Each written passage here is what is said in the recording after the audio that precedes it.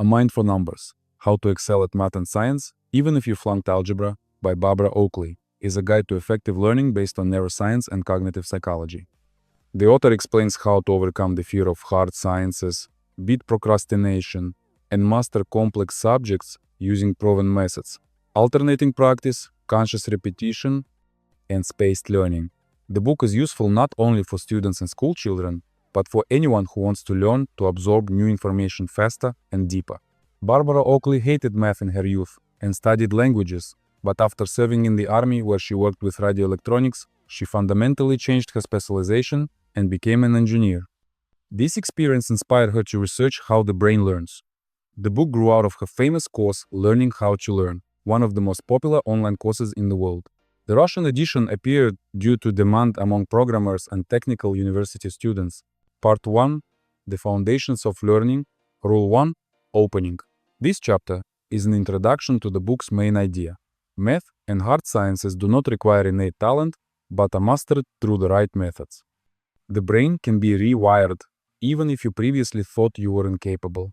The key idea learning consists of two modes: focused, when we intensely solve a problem, and diffuse, when the brain processes information in the background, for example, during a walk. Both modes are important. The first helps to break down details, the second to find unexpected solutions. Example: if you get stuck on a difficult problem, it's better to take a break and do something else. The diffuse mode will subconsciously continue the work. This is exactly how Archimedes figured out his law in the bath. Struggling with difficulties is a normal part of learning, not a sign of failure. Rule 2: easy does not mean useful. We often confuse understanding with skill. You can listen to a lecture and feel that everything is clear, but without practice, the knowledge quickly evaporates. Active recall is more effective.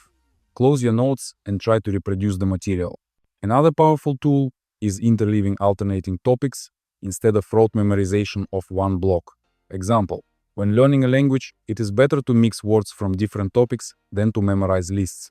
This teaches the brain to apply knowledge flexibly. Discomfort during learning is a sign of growth, not uselessness of the method. Rule 3: learning is creation. The brain absorbs information by creating chunks, compressed blocks of knowledge, like folders on a computer. The more such connected chunks, the faster problems are solved. To form them, you need to deeply analyze ideas, not mechanically repeat them. Explaining to oneself, saying it out loud, and metaphors, comparing the complex with the simple, for example, electricity is like water in pipes, helps. Example: musicians practice scales so that they can automatically play complex pieces later. These are the chunks. Meaningful practice saves time in the long run. Rule 4: chunks of information and libraries. Chunks of knowledge should not be scattered but connected into a system like books in a library, where there is a catalog. For this, it is important to understand the context, where and how to apply the method. The task comparison technique. Analyze how problems are similar and different to choose the correct approach.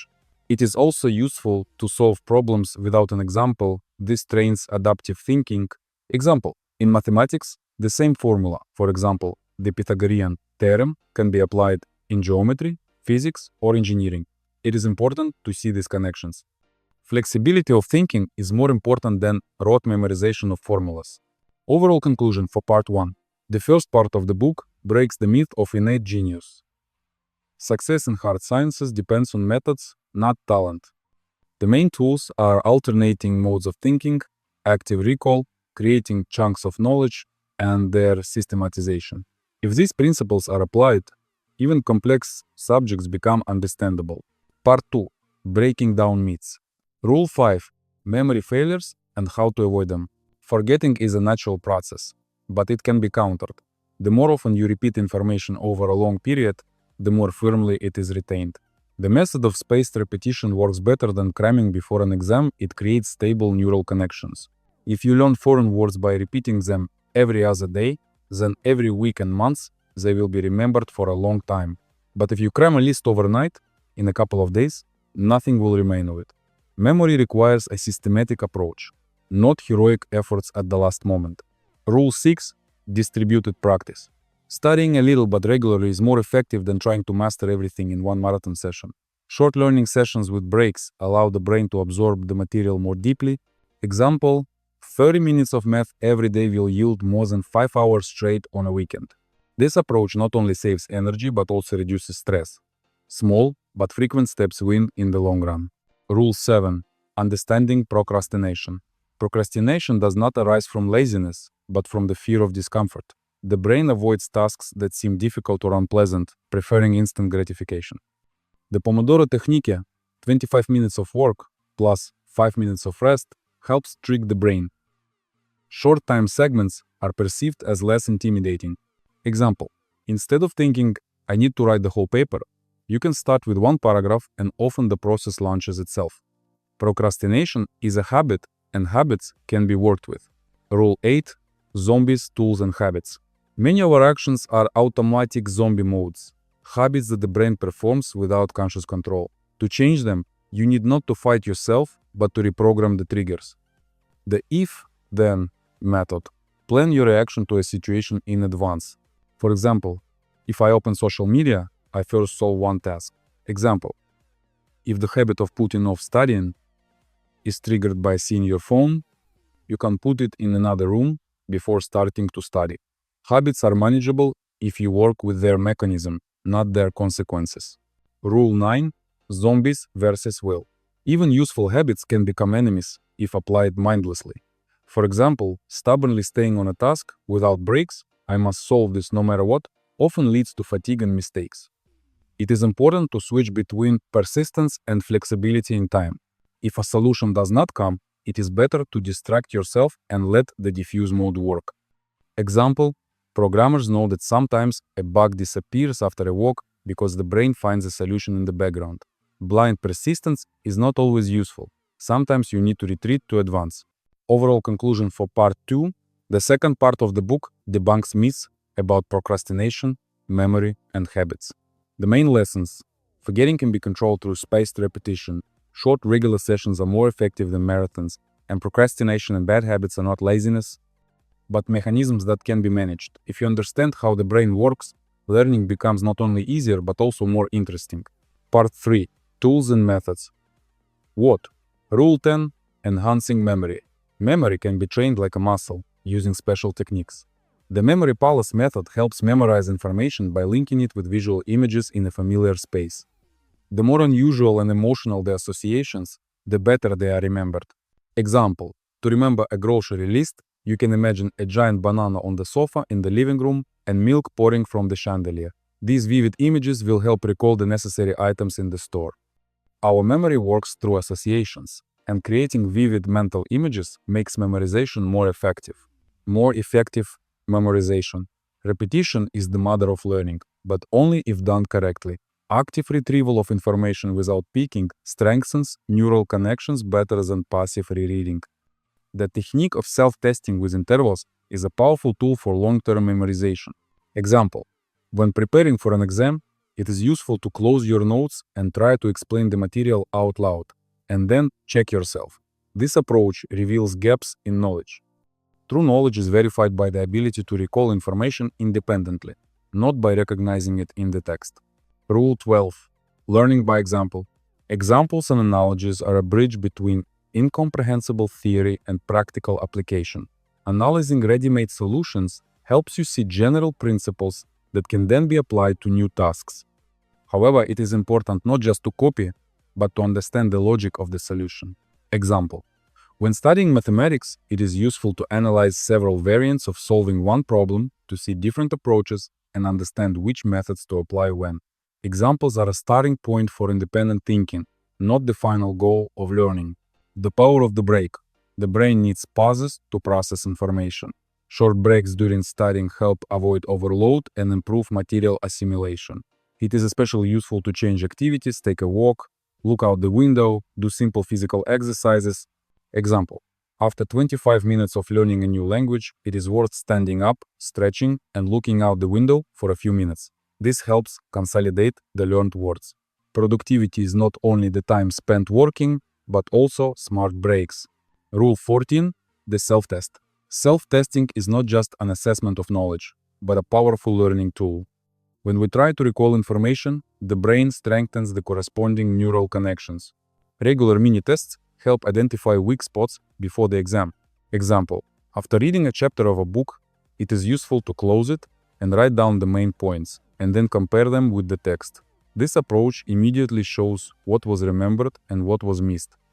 By testing ourselves, we are not just assessing knowledge, but actively improving it.